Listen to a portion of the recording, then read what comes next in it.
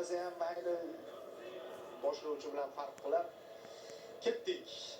Unai Simon, Fabian Ruiz, Dani Olmo, Pedro Porro, Aymeric Laporte, Alex Baena, Rodri, Lamine Yamal, Mikel Oyarzabal, Pau Cubarsí, Marc Cucurella, David Raya, Joan Garcia, Marc Pupil, Alex Grimaldo, Eric Garcia, Marcos Llorente, Mikel Merino, Ferran Torres, Gavi, Yeremy Pino, Nico Williams, Martin Zubimendi, Pedri, Victor Munoz, Borja Iglesias, bosh murabbiy Luis de la Fuente.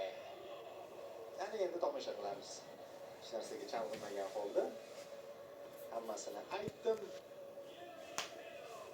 Har bir qahramon shunisi bilan kuchli deb o'ylayman Ispaniya. Ana men Cubarsí deyapman.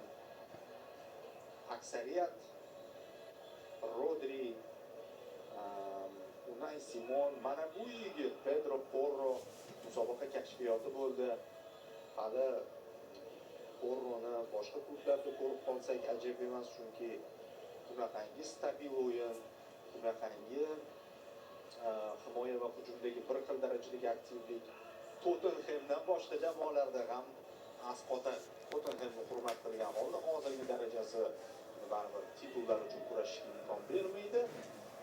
Porroni esa talashib olib qo'yishsa kerak. Qara, Nico asosan zaxirada o'tirdi, lekin bugun tushib eng muhim vaziyatda assist taqdim etdi. Yana bitta vaziyatda sal ham berdi-yu. Aura kelyapti, aura. Lamine Yamal, oltin bola.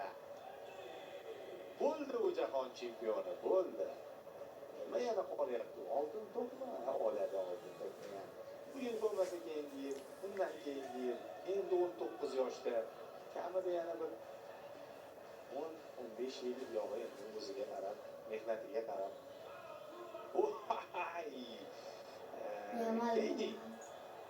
Ey, Pau Cubarsí, unga alohida hurmatlar. U ham 19 yoshda, u ham shu avlodning yorqin vakili. Aybi nima, himoyada o'ynaganimi? Unai Simon. Fantastik Simon. Rayani, Joan Garcia'ni zaxiraga o'tkazib qo'ydi. Cucurella degan qo'shiqlarni tutib qolamiz endi. Bo'ladi albatta. Sal sochni kaltalab, finalga bag'ishlab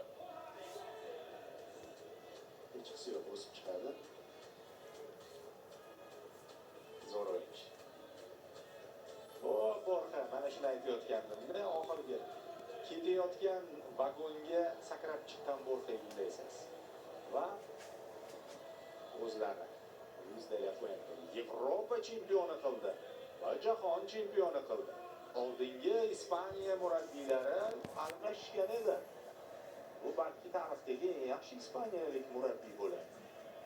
Terma jamoa miqyosida deb qo'yay, chunki Pep Guardiola bilan umumiy titullar bo'yicha hali bahslasha olmaydi janob De La Fuente. Biroq terma jamoa miqyosida Ispaniyaning eng muvaffaqiyatli murabbiyiga aylandi. Va ketdi Sardor. Rodri kubokni qabul qilib oladi. Avval medal.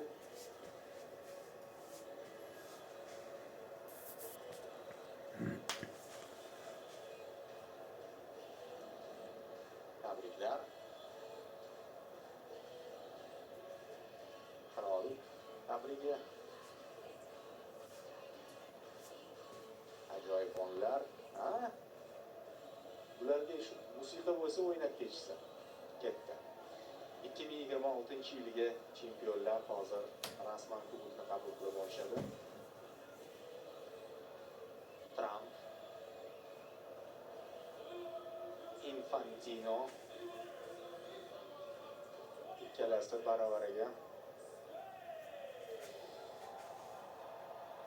Xo'sh,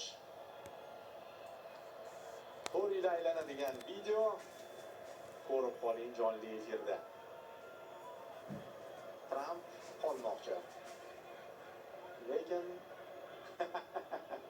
o'sha mashhur raqsini ham ijro etib berdi. Xo'sh. Ispaniya jahon chempioni. Tabriklaymiz. Ispaniya futboli muxlislarini 100% munosib jamoa. Birorta uchrashuvda shubha qoldirmadi. Faqatgina birinchi turda Cabo Verde. U yerda ham kartina taxminan shunday edi. Agar Vaziniyaning seyvlari bo'lmaganda, u endi ham boshqacha bo'lishi mumkin edi. Yurtimizda Ispaniya terma jamoasining ko'plab muxlislari bor.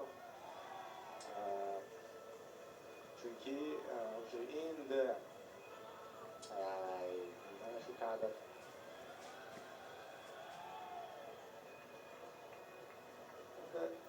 shu xarakter bo'lmaganda, yutqazishni yomon ko'rmaganda, og'ir qabul qilmaganda bular cho'qqini zabt etishmas.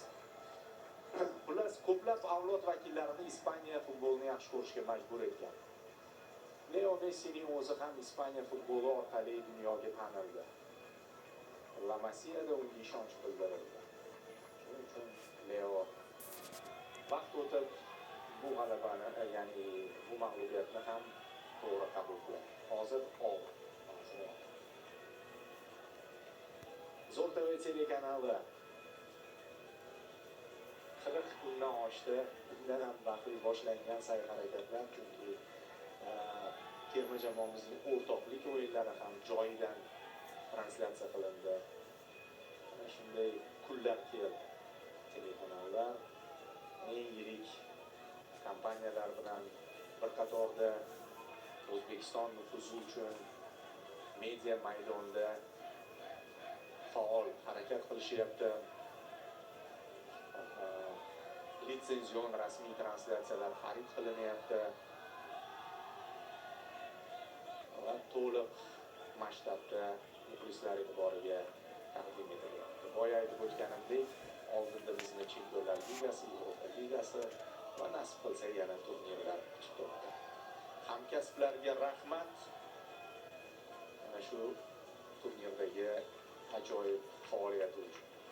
Chunki asosan sharhlovchilar efirga chiqdi. Efir ortida katta jamoa ishladi. Har biringizga minnatdorchilik bildiramiz. Va siz aziz tomoshabinlarga, o'zbekistonlik muxlislar dunyoda tengi yo'q. Rahmat sizlarga. Sizning aktivingiz borgan sari kuchayib hali futbolimizni eng yuqori cho'qqilariga olib chiqadi. Buning uchun yillar va mehnat kerak. Sho'x musiqalar boshlanib ketdi, ispanlar raqsga tushib ketishadi. Siz ham ularga qo'shiling, bu yoqda endi tong yotyapti, uxlash yo'q. New Jerseyda bayram, Ispaniyada bayram. Ispaniyaga muxlislik qilgan xonadonlarda ham bayram. Bizga ajratilgan vaqt yakunlandi. Finalni siz bilan birgalikda Davron Fayziyev tomosha qildi. E'tiboringiz uchun rahmat. Mana shunday katta turnirlarda yana ko'p yorqin uchrashuvlarda ko'rishish nasib qilsin deb xayrlashmoqchimiz. Salom.